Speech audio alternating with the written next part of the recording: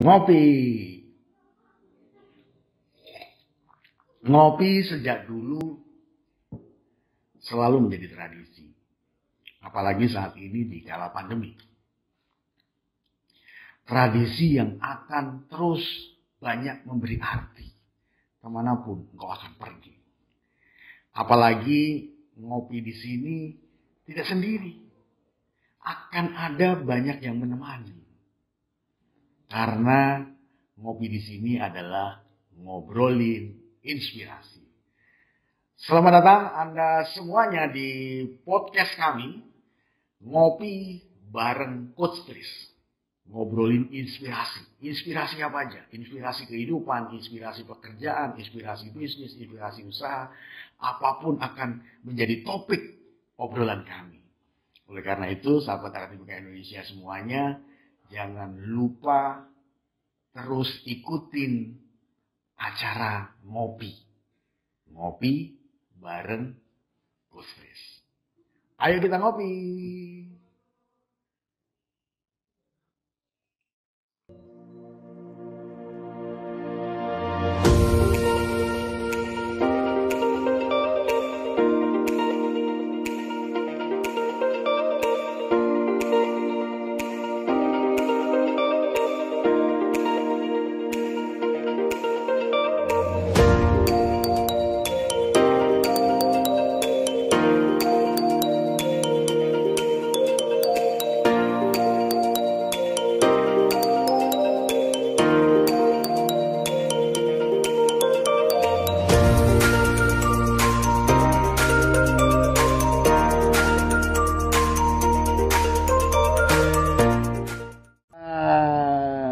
Selamat sore. Sore kembali, Mas Kartiko.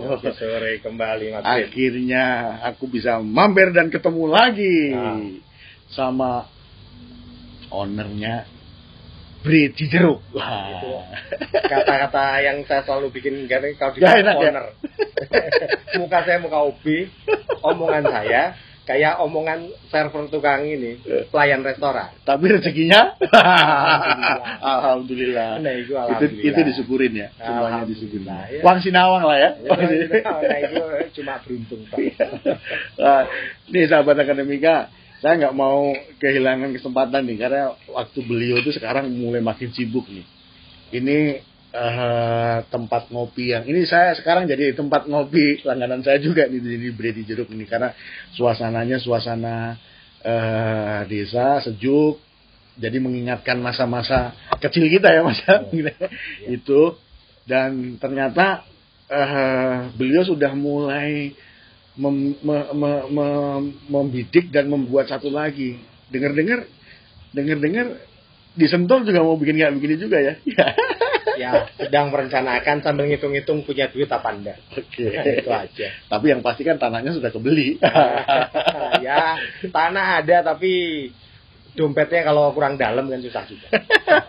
Oke. Ini ngomong-ngomong nih Mas Kartiko nih. Ya. Dari beberapa yang sempat kita ngobrol kemarin itu, Ya. banyak sahabat Akademika itu yang nanya gitu ya, yang nanya ke saya, ke tim gitu, Coach, coba diobrolin sama Pak yang ownernya Bre Cijeruk ini, gimana sih kiat-kiatnya menjadi entrepreneur. Nah, kira-kira ini boleh dong di-sharing. Ya boleh, walaupun ceritanya nggak mutu, tapi saya mau cerita hidup saya sebetulnya. Oke, siap. Jadi saya memulai bisnis Tahun berapa tuh? Nah, itu zaman pasti banyak yang sahabat Akademika, Cakap Indonesia yang belum lahir. Saya mulai bisnis tahun awal 2000. Awal 2001. Ya. Oke. Jadi kenapa saya mulai bisnis? Itu kalau ditanya punya planning memang cita-cita yang entrepreneur? Enggak ada juga. Enggak berani bercita-cita. Oke. Orang susah itu, mohon maaf ya. Orang susah itu yang paling mahal itu adalah bercita-cita. Betul. Takut banget ya. Takut. Padahal mimpi doang ya. Saya waktu masih zaman saya kecil, sama SD, saya bermimpi, bukan bercita-cita untuk punya mobil aja saya nggak berani. Betul, itu betul. Gak berani ya? Kalau dulu saudara saya datang dari Jakarta di kampung segala macam bawa mobil, saya itu terkaget-kaget tapi bangga. Itu dulurku loh, gitu kan. Jadi begitu. Terus kemudian balik lagi loncat. Kenapa saya berbisnis? Karena waktu itu kebetulan terakhir saya berposisi kebetulan waktu zaman saya kerja saya lompat-lompat di beberapa perusahaan dari. Oh tapi pernah jadi pekerja? Jelas. Oh, oke. Orang kampung dari mana punya modal langsung usaha.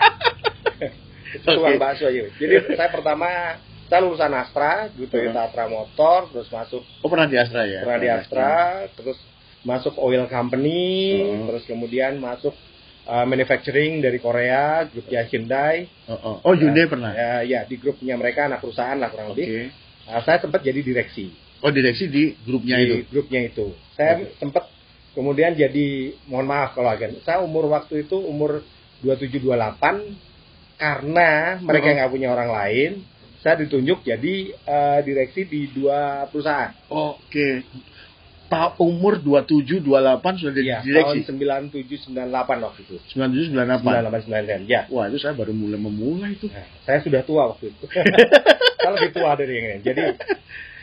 Jadi waktu itu saya jadi direksi, terus kemudian karena jadi direksi, saya jadi tahu bisnis. Oke, ya karena ngelihat helikopter view ya, ngelihat semua ya direksi itu ya. Satu hal yang saya pelajari di sana apa? Gaji saya itu ternyata, gaji saya waktu itu kecil lah. Ternyata jauh lebih kecil daripada pendapatan perusahaan. Gajinya jauh lebih kecil dari pendapatan perusahaan dari keseluruhan. Itu yang bikin emosi itu. Iya, nasib pegawai seperti itu. Saya dikasih rumah, dikasih mobil, itu pancingan ya. Sopir, kayak itu kan sebetulnya kayak, mohon maaf, kayak kita nih di kurungan tanaman nih sekarang. Jadi kayak mau diikat pakai itu ya. Di situ lah ya. Terus kemudian akhirnya ada beberapa cerita, tapi akhirnya saya memutuskan untuk berusaha sendiri. Itu berusaha sendiri, dan akhirnya saya waktu itu keluar, saya buka perusahaan sendiri, modal saya nggak seberapa, mulai dari ruangan numpang di ruangan 3x4, dipinjemin teman saya, dan uang saya, modal kerja saya, licin tandas di bulan ketiga. Di bulan ketiga tandas? Ya, saya waktu itu masuk ke bisnis telekomunikasi. Saya impor produk telekomunikasi yang berhubungan dengan fiber optik, dan kemudian dijual ke operator telekomunikasi. Cuma karena pembayaran dan modal saya tidak seimbang, habis di bulan ketiga. Kurang lebih bulan ketiga saya habis total.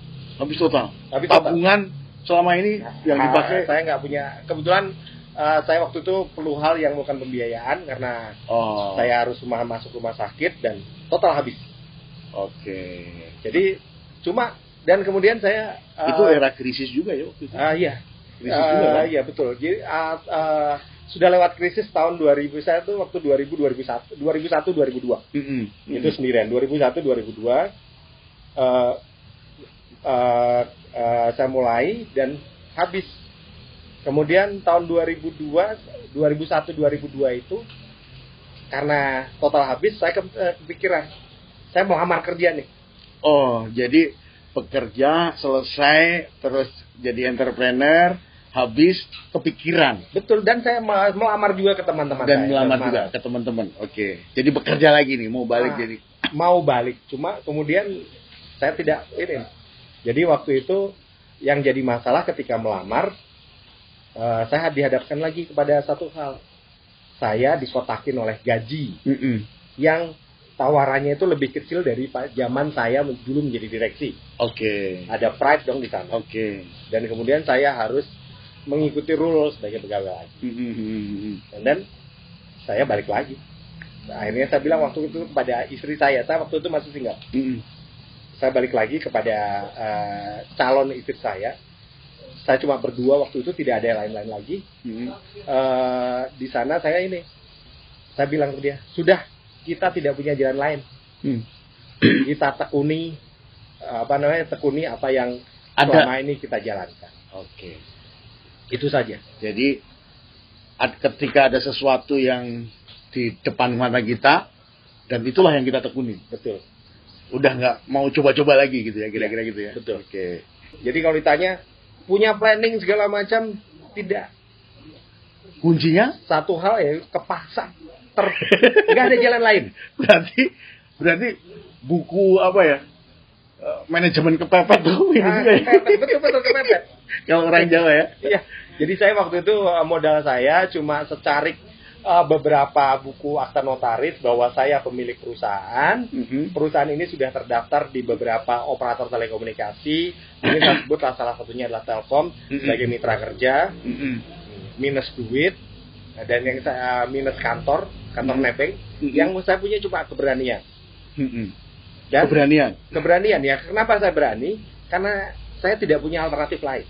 Oke, nggak ada pilihan lah ya. Nggak ada pilihan lain. Pilihannya itulah. Betul. Itulah yang harus di ini ya. Kemudian dari sana saya menapak basis saya adalah waktu itu adalah karena saya importir waktu itu.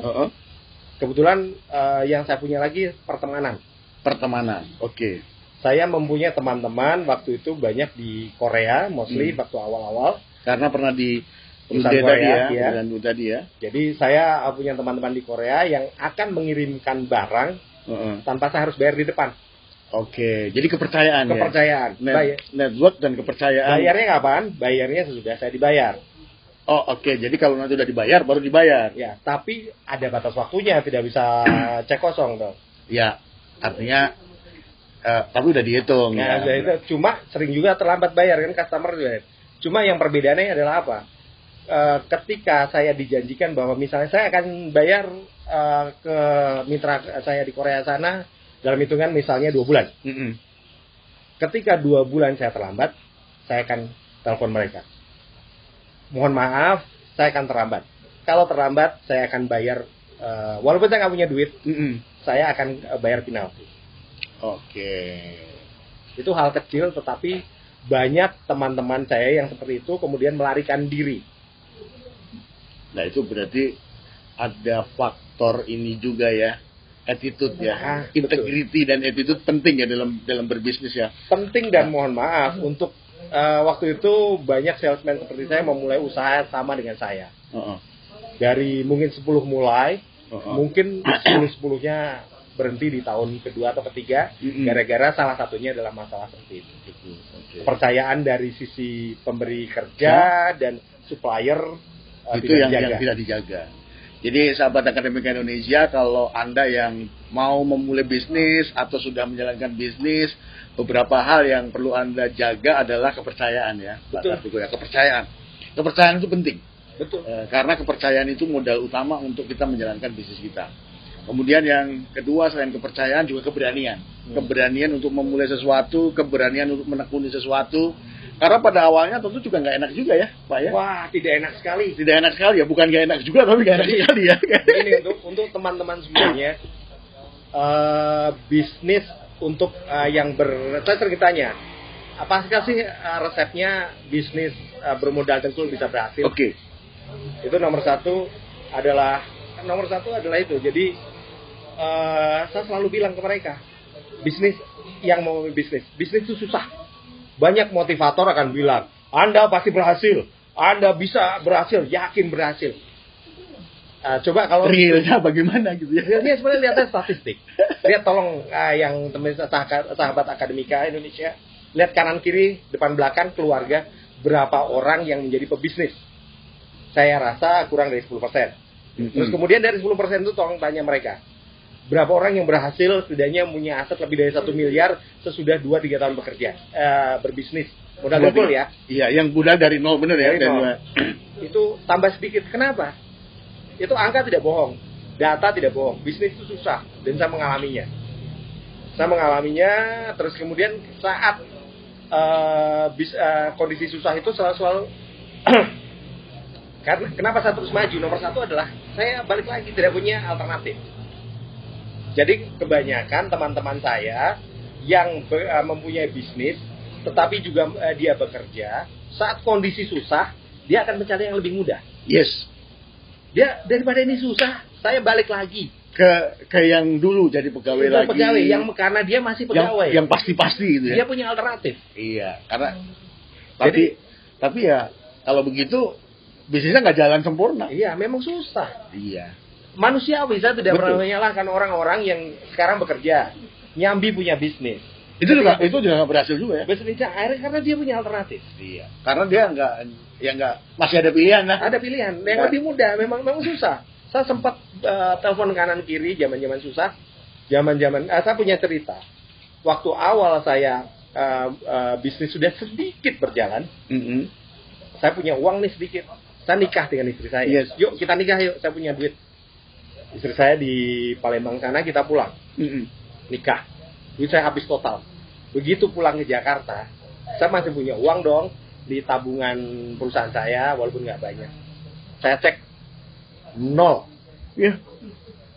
Saya cek lagi 0, terus kemudian istri saya mengecek lagi kepada customer saya yang belum bayar, masih punya utang.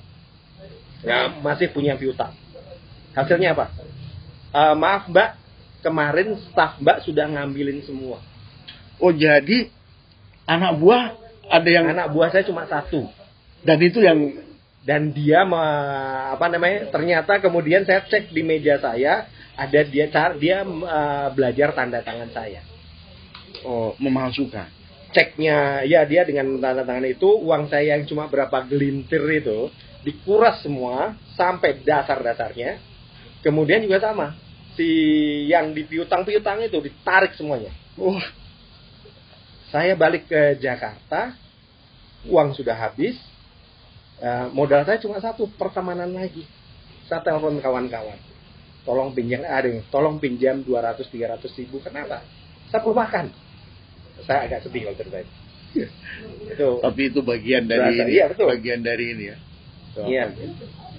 Ya di sisi sana. Jadi kalau ditanya susah itu salah satu, dan banyak lagi. Mulai dari customer tidak bayar, mulai dari kita coba dipintasi oleh, bukan hanya sekedar mundur tapi nggak bayar ini ya. Banyak seperti itu. Iya. Dan kalau mau tarik bendera putih, saya sudah pengen mengeluarkan bendera putih dari zaman dulu sebetulnya. Cuma tidak ada alternatif. Nggak ada alternatif dan pilihannya itu. Karena experience-nya ya itu. Damn right. Cuma itu doang. Akhirnya kita yakinin bahwa itulah yang harus ya, yang harus kita ini. Betul. Aduh. Kepercayaan dijaga, keberanian untuk memulai harus ada, integriti semua karyawan harus ada supaya tidak terjadi seperti yang dialamin oleh sahabat saya Mas Kartiko ini. Sedih juga ya Mas ya. Wah, kalau melayani mengalaminya, jadi salah satu hal yang paling menyakitkan buat saya ketika berbisnis adalah ketika anak saya baru berumur mungkin sekitar 2 tahun, baru 2 tahun. Ya, dia sakit. Malam-malam kita tidur. Waktu itu masih bisa ngontrak rumah. Terus kemudian tidak punya tempat tidur, kasur langsung di bawah, saya masih ingat itu. Anak saya bangun malam-malam terbatuk-batuk, bangun dan dia teriak. Maaf, saya sambil minum. Iya, bangga. Anak saya teriak, Bun, bawa aku ke dokter Bun, sakit. Itu yang istri saya nangis, dan saya cuma bisa diam. Nggak ada uang. Karena nggak ada sama sekali. Nggak ada uang, mungkin cuma buat makan besok atau apa. Kami menunggu sampai dengan ada tagihan keluar supaya bisa bawa anak ke dokter. Sampai sebegitunya. Iya. Risikonya sangat tinggi ya. Oh iya. Kalau pegawai bisa asuransi gitu ya. Tapi kalau bisa, kalau pebisnis baru mau memulai, ya itu yang harus jadi pertimbangan sahabat akademika yang mau berbisnis tentunya. Betul. Ya. Itu ada hal-hal yang ada sisi yang tidak selamanya enak tentunya. Betul. Dan waktu itu saya masih, walaupun saya pernah jadi direksi, ternyata saya masih bodoh di sisi keuangan. Karena apa? Bisnis telekomunikasi itu adalah bisnis 1 kali PO average itu sekarang ini 1 miliar, 2 miliar, 3 miliar. Dan itu misalnya harus ada modal kerja ratusan juta dong. Iya. Setidaknya ada setengahnya di modal kerja. Iya. Jadi kalau orang mau bisnis seperti saya, setidaknya dia punya minimum fasilitas kredit atau uang cash 10 miliar di tangan. Cuma karena saya bodoh, saya cuma modal nekat, saya tidak begitu peduli dengan itu. Jadi akhirnya ya saya jalan aja. Begitu jalan, ya saya masuk ke bisnis yang orang pintar, orang yang sudah tahu, misalnya dia punya data analitis, dia kan nggak pernah masuk model bisnis ke model seperti saya. Iya. Nah, jadi nekat, dan memang nomor satu memang ya, kalau orang nekat itu akhirnya dia berani melewati hal-hal yang di luar perhitungan nalar. Oke, iya. Dan itulah yang perjalanan itu yang membawa sampai saat ini. Betul. Ya. Rasanya nikmat dong, karena ya apa ya? Karena pernah merasakan yang tidak enak gitu. Nah, betul. Ya, alhamdulillah. Cuma begini, jadi orang Jawa itu tidak boleh yang jumawa dan gila-gila. Iya. Nomor satu gitu. Iya. Setiap mohon maaf, kalau ditanya berapa sih, kalau perusahaan ngitungnya dari jumlah sales kan, sales kami sudah ratusan miliar, di atas 100-200 miliar per tahun. Cuma tentunya ada dong di tabungan, adalah saya bisa bikin ini area kafe ini, saya butuh kurang lebih 20-an miliar gitu kan, uang cash. Ini baru tempatnya doang ya? Ya pokoknya seperti itu, dan saya punya yang lain-lain. Tapi begini, orang Jawa itu nomor satu, dan pebisnis yang tradisional, konvensional seperti saya, kita tidak pernah membiarkan bahwa saya akan amu-amuan menikmati apa yang ada. Saya akan ingat bahwa at any time Allah itu, Tuhan itu bisa mencabutnya. Karena itu semua titipan ya? Iya, bisa. Dan itu, karena bisnis itu tidak terprediksi. Walaupun kita bisa punya bayar orang untuk memprediksi faktor resiko, banyak hal. Siapa sih yang memperkirakan bahwa akan ada pandemi? Iya, betul. Kita nggak pernah tahu semuanya ya? Nggak pernah tahu. Bangkrut itu kapan aja bisa terjadi. Jadi ya, tugas dari bisnismen itu ketika susah, ingat bahwa suatu saat akan senang. Iya. Tetapi ketika lagi senang, lagi banyak, harus pinter-pinter bahwa suatu saat bisa susah lagi. Jadi harus pinter-pinter taruh keranjangnya, ya nggak cuma satu itu. Kalau kamu kejeblos, kamu harus punya ban serepnya. Oke, jadi ada alternate-nya ya? Harus ada. Oke. Nggak bisa kemerungsung, harus gila-gilaan menikmati, dan juga nggak bisa kemerungsung gila-gilaan sedih. Oke. Jadi entrepreneur itu juga harus pinter nebar dadu tadi ya. Betul. Karena probability-nya yang semakin banyak ditebar, probability-nya balik juga semakin gede ya. Betul. Iya, itu ini juga tuh sesuatu yang perlu menjadi konsen kita juga nih, sahabat Akademika Indonesia, bahwa memang tidak selamanya bisnis itu seperti yang kita lihat. Di balik semuanya itu pasti ada liku-liku perjalanan yang tidak semua orang itu tahu-tahunya, kok udah gede, udah gede. Terus akhirnya orang berpikir enak ya jadi pebisnis. Ya, padahal sebenarnya ya ada perjuangannya gitu. Ya. Kalau ditanya apa enaknya kehidupan setelah menjalankan bisnis itu, jadi kurang lebih udah berapa tahun nih berbisnisnya? Hampir 20 tahun mungkin ya. 20 tahun ya. Nah, setelah 20 tahun berjalan sebagai pebisnis itu apa enaknya? Kalau saya belum bisa menjawab, Pak. Kalau saya ditanya 20 tahun sebagai pekerja seperti apa, saya bisa jawab. Tapi kalau saya 20 tahun ini saya belum. Jadi nomor satu jelas, nomor satu itu ada dua. Duit dan waktu. Duit lebih, alhamdulillah, duit saya lebih banyak daripada kalau saya bekerja. Oke. Kalau saya bekerja mungkin saat ini, mohon maaf kalau sebutin angka lah ya, mungkin saya bisa dapat 50 juta sebulan. Iya, oke. Tetapi kalau di Jakarta 50 juta sebulan itu nothing. Habis. Rumah termurah di Jakarta yang agak lumayan sekarang minimum 1 miliar. Iya. Habis buat ongkosan nih, cicilan ini, cicilan itu. Iya. Habis. Mohon maaf saya tidak mengecilkan. Tetapi kalau dengan standar Jakarta. Terus kemudian waktu. Saya syukuri, saya bisa melihat anak saya tumbuh.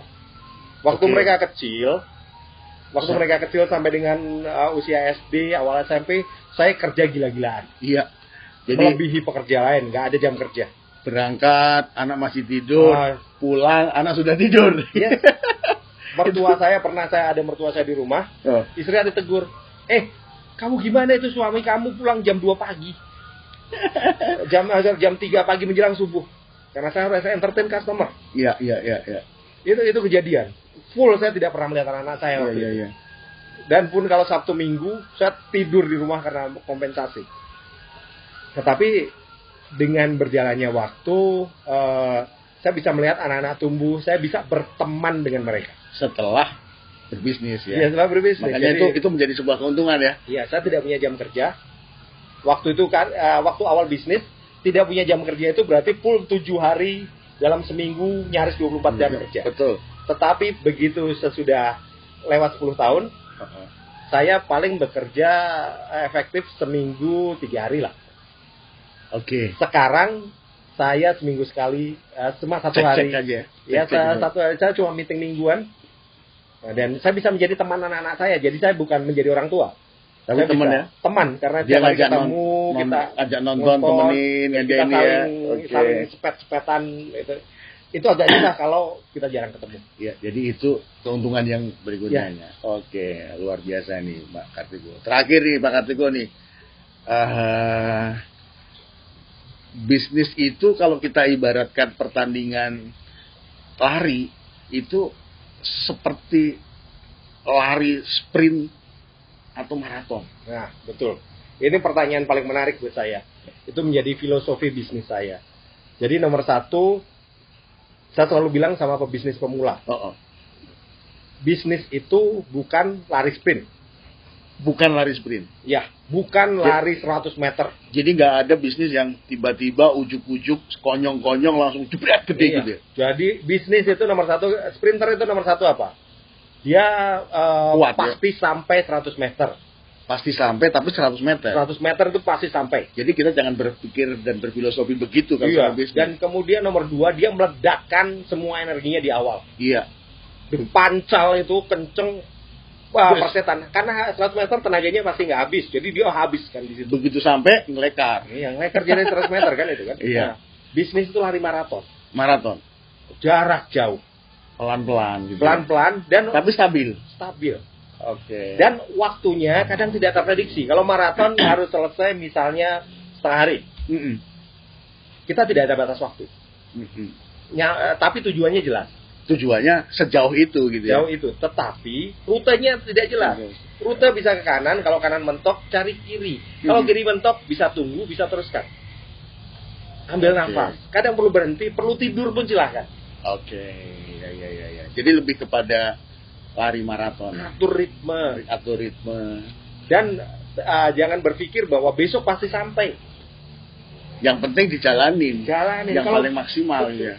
Kalau berpikir bahwa setengah hari pasti sampai, itu kan, dia akan setengah hari. Kemudian setengah hari berikutnya, aduh nggak sampai. Gak kuat. Ternyata setengah hari lagi dia ditutup jalan, ditutup polisi. Setengah hari lagi, akhirnya diputus patah hati. Kalau patah hati, kalau nggak dia berhenti, dia balik. Nah, kalau bisnis balik ya berarti selesai. Kita cari rute lain, atur nafas.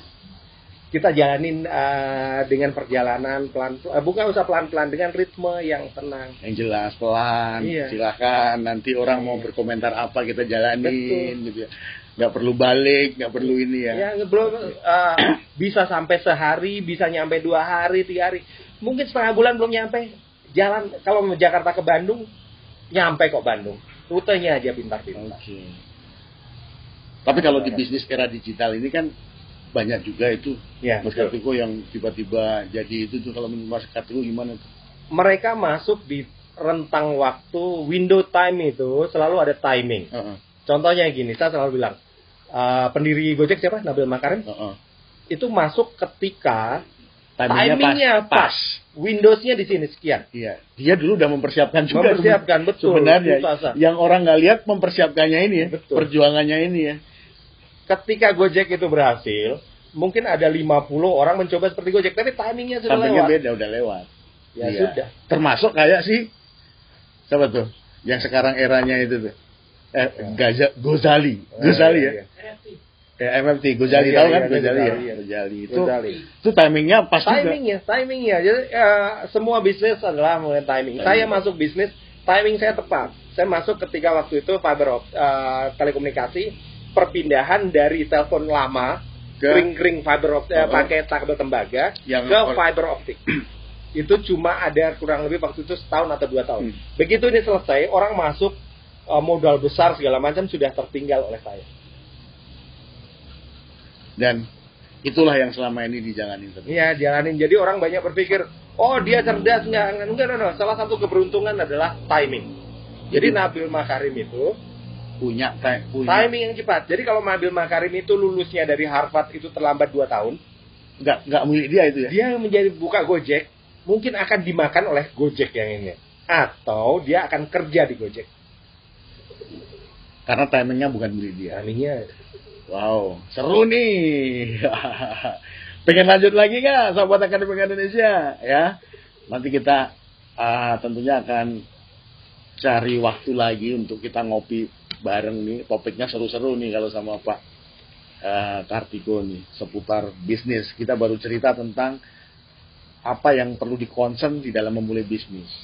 Jadi tidak selalu harus berpikir bahwa bisnis itu pasti menguntungkan, enggak. Perlu dipikirkan juga bagaimana kalau rugi, siap apa enggak. Kalau nggak siap ya jangan berani-berani. Tapi kalau udah siap ya ayo kita lakukan sama-sama. Karena tadi semua orang tuh hampir pengen di masa-masa kecil anaknya itu dia ikut. Ternyata beliau mendapatkan itu. Kemudian ketika pengen mendapatkan finansial, beliau juga membuktikan bahwa dengan terjun menjadi pebisnis, ada satu titik sulit yang dia lalui dan dia konsisten menjalankan bisnis itu. Akhirnya apa? Kebahagiaan dan kesenangan, bisa mendapatkan finansial yang kalau menurut hitungan matematis itu dibanding dengan ketika bekerja bisa jauh lebih gede. Tapi yang perlu teman-teman lihat, perjuangannya juga tidak mudah. Saya jadi nggak enak mengingatkan beliau ketika mengingat bahwa memiliki perusahaan tapi mau membawa anaknya yang sedang sakit berobat aja menunggu tagihan dan seterusnya, itu pernah beliau alamin. Itu suatu perjuangan yang tidak ada nilainya tentunya, sahabat Akademi Indonesia semuanya. Oleh karena itu, mari sama-sama kita berpikir. Karena kalau kita bicara yang namanya ukuran kebahagiaan, tentunya masing-masing orang berbeda-beda. Nah, kali ini kita sudah banyak belajar, kita sudah mendapatkan ilmu untuk berbisnis, harus berani untuk berbisnis, harus menjaga kepercayaan untuk berbisnis, tentunya juga bisa menerima konsekuensi kalau hal-hal yang kita pikirkan itu tidak terjadi, kan kira-kira begitu ya Pak. Jadi itu yang harus ada dalam diri kita. Tapi tentunya kita semangat. Mudah-mudahan Mas Kartiko nih semakin besar nih. Jadi jangan bosen-bosen kalau saya main ke sini. Saya nyaman di sini tuh. Nanti apalagi kalau yang Sentul udah jadi, wah bakal lebih sering tuh. Mau ikutan nggak Rep? Kamu Rep? Yes. Nih, kalau udah punya ini nih, udah disiapin tuh apa namanya tempat. Nanti sahabat Akademi Indonesia kalau di sini nih sementara sekarang ini kan view alamnya itu bisa ini. Nanti kita akan sediakan apa ya? Foto booth, studio foto yang kalau kita mau foto dengan konsep apapun bisa milih gitu ya. Tematik itu. Itu sesuatu yang terus perkembangan yang akan terjadi. Jadi dalam membangun bisnis itu kita juga tidak berhenti dengan sebuah konsep yang ini, karena minat masyarakat, minat customernya terus meningkat, ya kita harus selalu menyediakan, termasuk di ruangan kita ini nih. Saya yakin juga jadi potensi bisnis yang ini apa namanya aglonema, olivera dan banyak hal. Tapi dari semua itu sahabat Akademi Indonesia, senang sekali kita sudah ngobrol-ngobrol bersama ya Pak Kartiko sore hari ini. Masih kita mampir lagi. Terima kasih atas sharingnya. Dan mudah-mudahan sharingnya menjadi berkah buat sahabat Akademi Indonesia semuanya, buat saya juga, dan tentunya buat keluarga Pak Kartiko juga. Salam sehat, salam bisnis, sama apa lagi? Salam sukses untuk kita semuanya. Terima kasih. Terima kasih banyak. Terima kasih.